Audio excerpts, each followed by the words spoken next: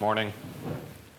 My idea today is to talk a little bit about Islam, political Islam, and a conversation I think we haven't had about the Muslim world. Now, the reason I think this is really important is because relations between the United States and the Muslim world have been generally not so good. It's also important because as democracy spreads in the Muslim world, as we see more empowered Muslim majority countries, it is important for us to be able to understand what is happening in the Muslim world. And I think one of the reasons why we have difficulty understanding the Muslim world is because we don't understand Islam. Very often in popular media in the United States and in the West, Islam is portrayed as either too religious, it's in need of a Reformation or a Martin Luther or something like that, or it's not really religious. It's a political ideology masquerading as a religion. And one of the reasons people have this presumption about Islam, this understanding of Islam, is because of the birth of Islam into the world. And I'll give you a mental exercise. I was thinking about using slides, but then I realized that Americans have no idea what geography is anyway. So even if I give you a corner of the world, you still don't know if I'm talking about Middle Earth or what. So why not just pretend? If you were to look at the Middle East in the year 610, well, firstly, that'd be weird because you'd be alive now, so it'd be very strange. But maybe that's possible. If you look at the Middle East in the year 610, which is kind of a blank spot in our memory, we think Dark Ages Europe, it's divided between two great powers, the Eastern Roman Empire and the Persian Empire. If you look at the Middle East in the year 710, the Persian Empire is gone, and the Eastern Roman Empire has lost over half its territory. In its place, there's a caliphate that rules from the city of Damascus in Syria, and rules over a territory greater than Rome at its height, from the south of France to modern India, which is a huge amount of territory. So where did this come from? And the common assumption is this birth of Islam was a military expansion, it was a political expansion, and therefore Islam is inherently a religion of violence, a religion of the sword. But in the last few years, we've found some interesting things out about this expansion, which have challenged this simple view of Islam in the Muslim world. The first thing we found out is that the armies that came out of the Arabian Peninsula, which is called al-Jazeera, a peninsula, were very small.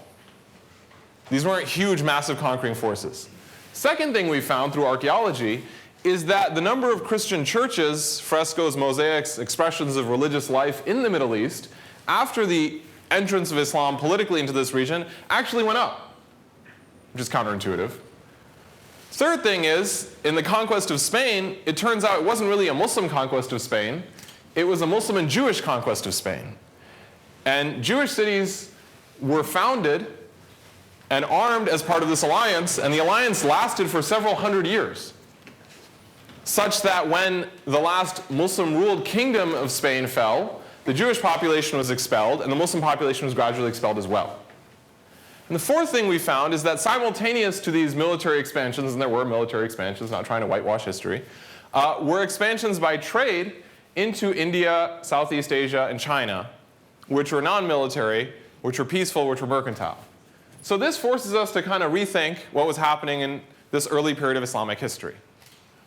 And the way in which we should rethink it, and the way in which we should understand it, and the way in which we will find common ground between the early growth of Islam and the idea of America, in fact, is by understanding the figure of Muhammad. So Muhammad is seen by Muslims as the last in a line of prophets, which includes Abraham, Jesus, who is the Messiah, John the Baptist, and finally Muhammad. Right? This continuum of prophecy. And Muhammad is born in a society I like to describe as The Walking Dead. Right? If you've seen The Walking Dead, good for you. If you haven't seen it, you shouldn't be allowed to graduate from Columbia. But I have no influence over that decision, thankfully, so it's okay. Arabia was a very difficult society to live in at the time. It was tribal. Your boundary of responsibility as a human being extended only to your tribe. Conversely, this also meant that your worth as an individual and your security as an individual came down to whether you had a tribe and how powerful your tribe was, what gender you were, and what economic class you belonged to, right? There wasn't a concept of overarching human solidarity. Muhammad is born as someone without a father. His father dies before he's born. His mother dies when he's very young. He's an orphan. He's from a tribe that's kind of low on the hierarchy. And he lacks a patron, right? In a tribal society, if you don't have a patron, there is no social security office you can go to help you out. You simply do not matter.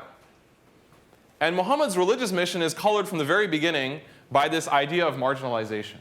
He's acutely aware of marginalization because he suffers it himself, and he understands that his followers, who early on are socially weak, marginal, generally they are slaves, they are women, they are poor, they are people without tribes or people from weak tribes, that they need protection. So very early on, he sends the weakest of his followers to Ethiopia. Again, if you don't know where Ethiopia is, I can't help you. It's across the Red Sea from Mecca, which is where Muhammad was born. I once gave a map quiz to my students here at Columbia, and a number of them identified Israel with the Red Sea, which indicates that nobody has any idea of what's going on. Many people thought Iran was located in Bulgaria. All of these things which really inspire confidence in foreign policy and international relations. That said, everything I said was false. Muhammad sends his weakest followers to Ethiopia. And there they live under the rule of a Christian king, and that's the oldest continuously existing Muslim community in the world. Because this community is a minority inside a Christian kingdom, it kind of explodes our notion of what early Islam was. But Muhammad says, no, you should go there because you'll find protection. But eventually this isn't enough, and so he establishes a city-state 200 miles to the north of Mecca in a city that is now called Medina. Medina, awkwardly in Arabic, just means city.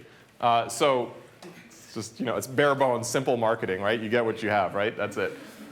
And there, Muhammad dictates possibly the earliest constitution in world history. It's a constitution that says that the Muslim and Jewish communities of Medina constitute one ummah, and ummah is a word derived from the Arabic for mother, right? One tribe with mutual defensive obligations, but religious rights to their own traditions. Now, what Muhammad is essentially doing in Arabia is he's basically saying that the tribal structure needs to be replaced. He's trying to create a much larger sense of human belonging. And an interesting, very brief example of this concerns a man he met in Medina named Julaybib. And Julaybib was a man who had no tribe, had no lineage, existed totally on the margins. He didn't matter. And on one occasion when Muhammad was traveling with a caravan which included Julaybib, the caravan was attacked. And once the battle was over, Muhammad gathered his followers and said, who has lost someone? And they named the people they had lost because they were still conditioned by this mentality that we should think of those who our tribe is responsible for, those who belong to us by bloodline, by lineage. But Muhammad kept insisting that I have lost someone, and nobody realized who this person was until finally Muhammad himself had to say, I lost Julaybib. Julaybib was killed. But nobody claimed him because nobody had a sense of responsibility for him. And Muhammad himself takes it upon himself to bury Julaybib, and he says as he's burying him, he is of me and I am of him. Meaning, in other words, that it doesn't matter who we are descended from, but we have obligations to each other. And so Muhammad's life is characterized by the sense that there needs to be social order to protect the weak. Where it exists, it should be taken advantage of and protected, and where it doesn't exist, it should be created and defended if necessary. And hence the awkwardness we have when we see Muhammad and we say, how can a religious leader be a political leader? How can a religious leader be a general, right? This is part of the problem in understanding early Islam. Now, when Muhammad dies, you can think of it as an Abraham Lincoln moment. Because all of Arabia has become Muslim at this point. And when he dies, his closest companions and followers and family think to themselves, is this it? Is it over? This great experiment that has been constructed that allowed us to transcend tribe, to transcend these narrow identities, what happens now? And we can see in those 4 facts I mentioned at the beginning that early Muslims believed they had some kind of obligation to expand or grow or develop this kind of belonging, to extend it to others. And this is what explains in part how Arabs from a very small corner of Arabia found themselves within 100 years in all the different corners of the known world.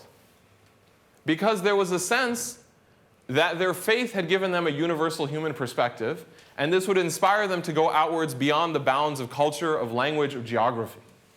The reason this is important, and I want to close with this, is because we have to understand the power of this idea to understand where political Islam comes from, why it is a big problem, but why it has the potency it does. America is a moral idea, right? Most of us in this room probably are not descended from people who fought in the Revolutionary War.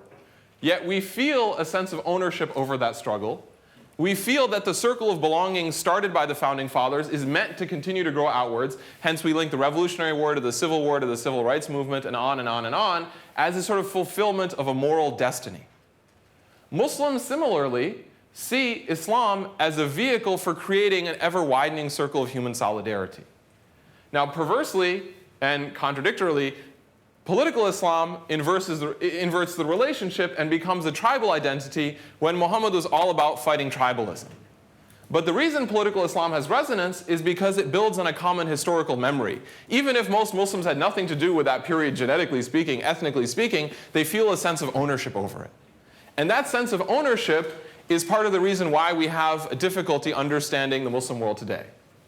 And I would end with this, that in the United States we identify the project, the Constitution, the idea of America as a country as a means of creating and sustaining human solidarity. And in the Muslim world, Muhammad is understood as a divinely guided figure, a human being, who, not in spite of his belief in God, but because of his belief in God, is able to construct a society that transcends bounds of tribe and race and lineage and gender. And hence it is through religion that one can find a more just society. And what this suggests at bottom is that there is a tremendous degree of overlap between the idea of America and the idea of Islam. And rather than see the two as opposed to each other, we can see the two as potentially and ideally mutually convergent. Thank you very much.